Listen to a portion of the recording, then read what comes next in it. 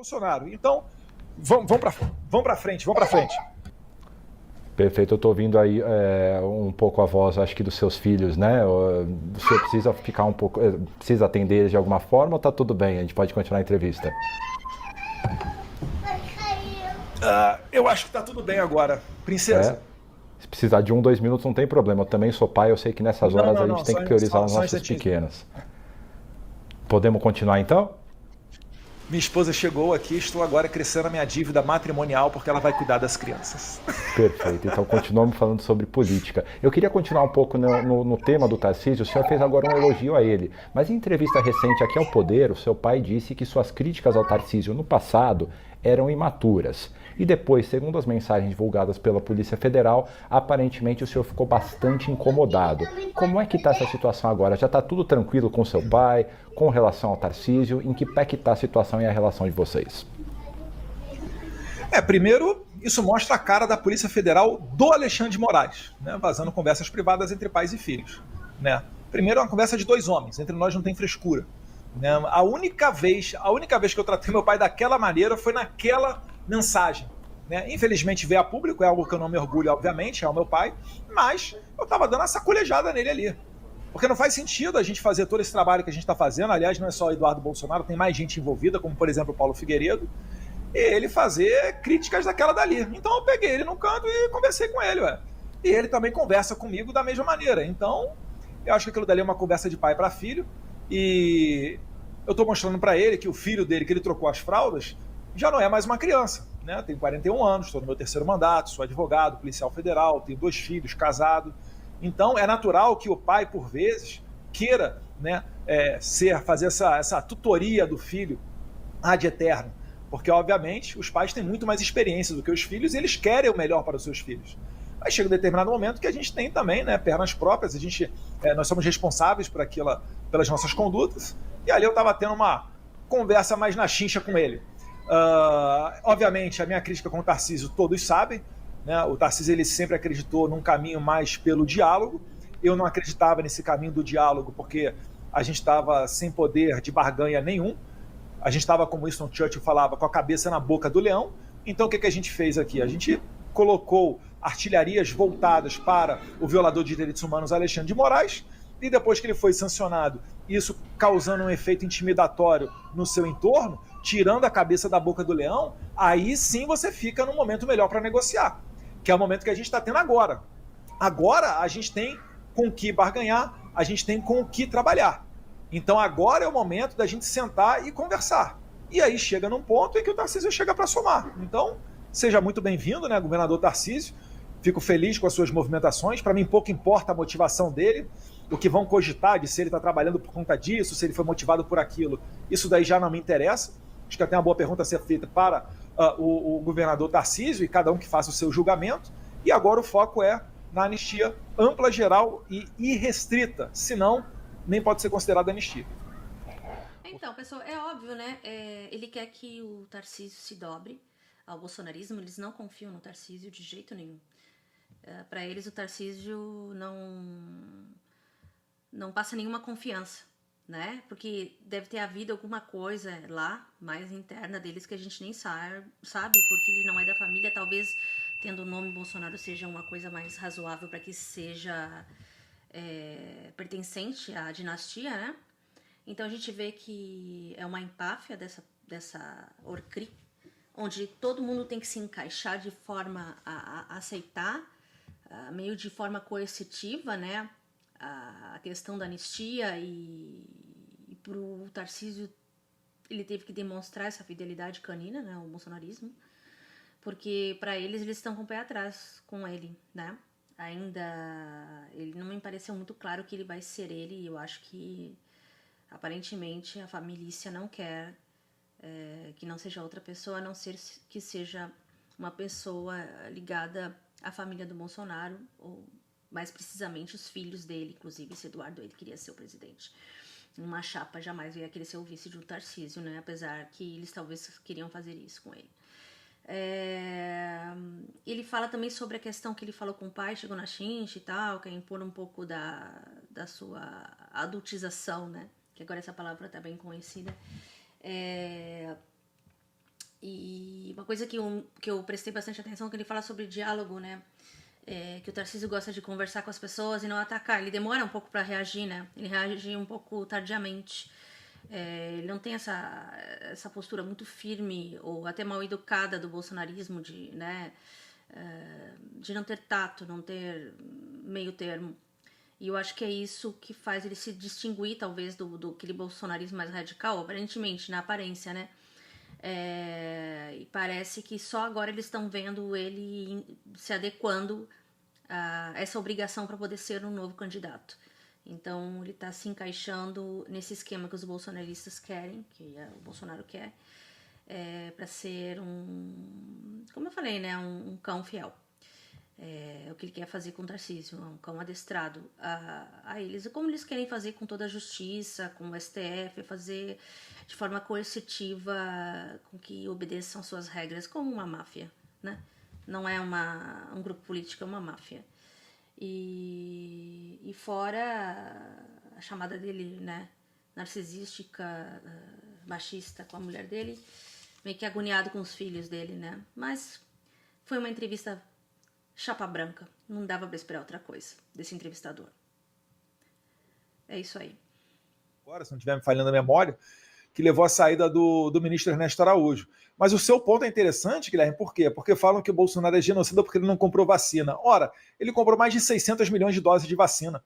O povo brasileiro foi tão privilegiado que ele pôde até escolher qual vacina tomar. Tinha a Coronavac da China, tinha da Pfizer, Moderna, Janssen, dose única, dose dupla e assim por diante. Enquanto a maioria dos outros países estava tendo dificuldade na compra de vacina. Lembrando que a primeira vacina ela foi desenvolvida em dezembro de 2020.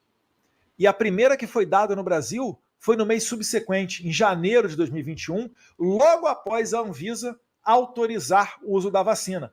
Acusam Bolsonaro de tanta coisa. Você imagina se Bolsonaro tivesse autorizado o uso de uma vacina sem o aval da Anvisa? Ou sem o aval do Congresso Nacional? O que não estariam fazendo com o presidente Bolsonaro nesse momento? Meu Deus do céu. Então, no mesmo dia em que as agências autorizaram, né, seguindo a lei brasileira, as vacinas foram aplicadas. Então, isso daí é para desmentir qualquer coisa do tipo de vacinas ocorrerão em atraso. Não ocorreram, foi feito tudo na medida do possível. Agora, vamos investigar os efeitos colaterais da vacina?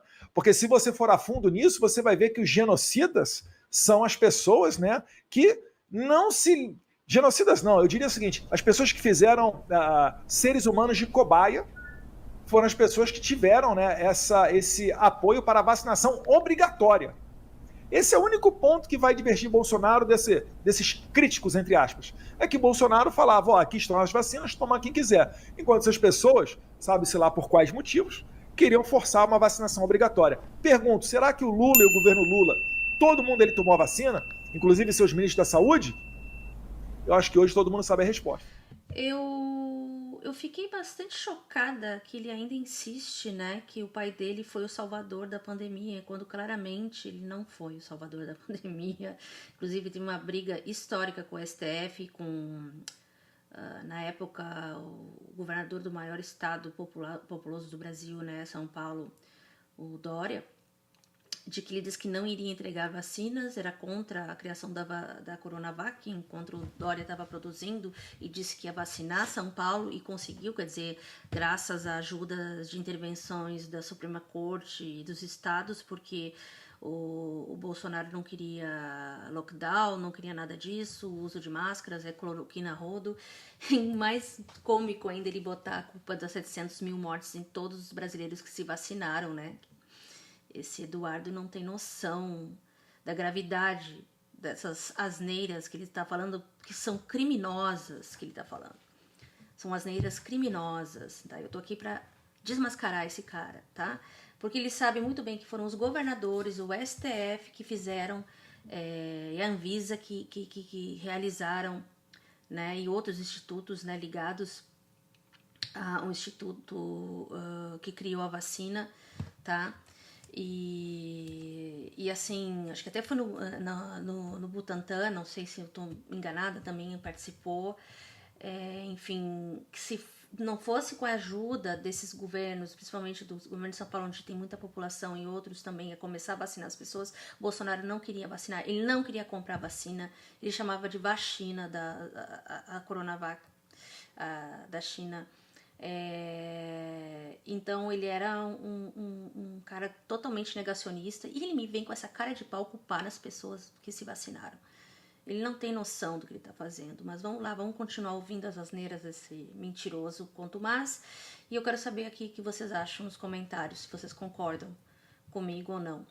Que o Bolsonaro também deveria pagar por esse crime, né?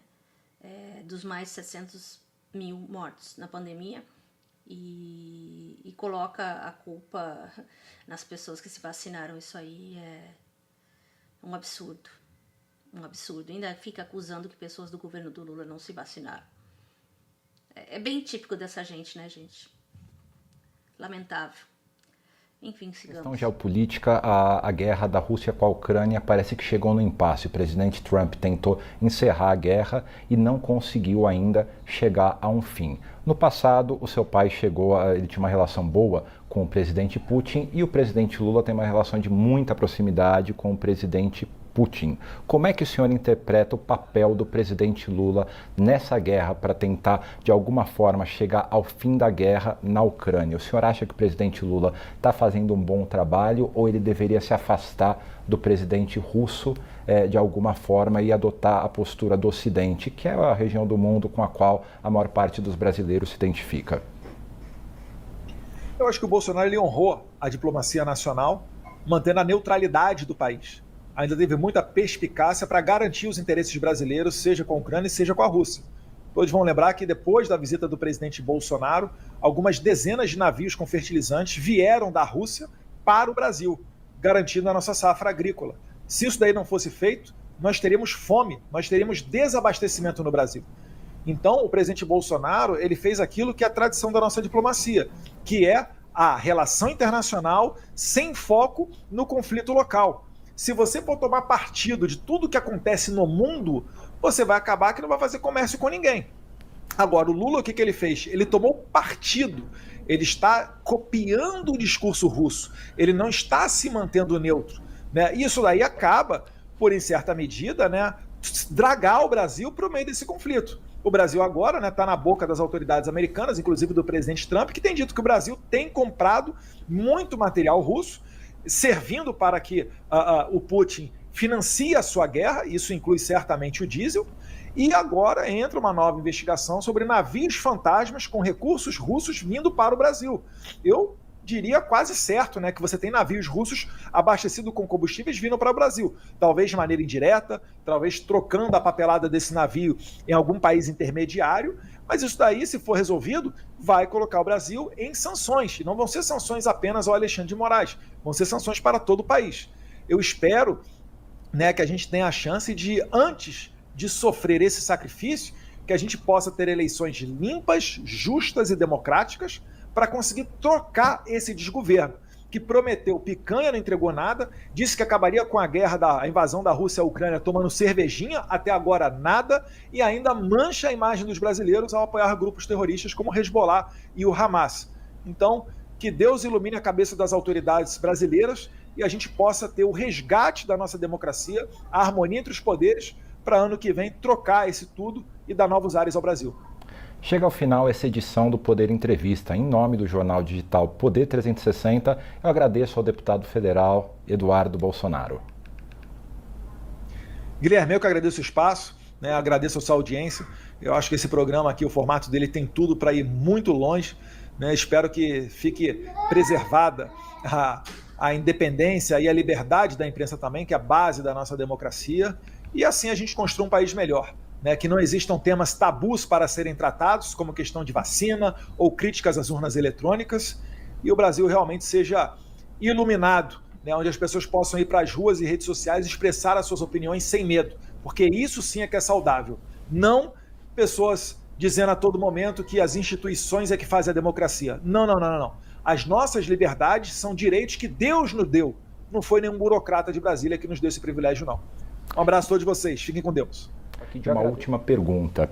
Recentemente, o presidente Lula instou a comunidade judaica brasileira a ir contra o governo de Benjamin Netanyahu em função da guerra em Gaza, que ele chama de genocídio. A comunidade judaica entendeu essa fala do presidente Lula como um questionamento à lealdade dos judeus ao Brasil. A relação de Lula com Israel é bastante complicada e ele chegou a ser declarado persona non grata depois de comparar o país com os nazistas, que foram os maiores algozes da história judaica. Como é que o senhor entende essa crítica do presidente Lula? Te parece que ele se aproxima de alguma forma do antissemitismo, que é o que ele vem sendo acusado por alguns grupos? Eu acho que o Lula é totalmente antissemita, ele tem raiva do povo judeu, ele tem raiva da prosperidade judaica e ele apoia grupos terroristas, como o Hamas e o Hezbollah.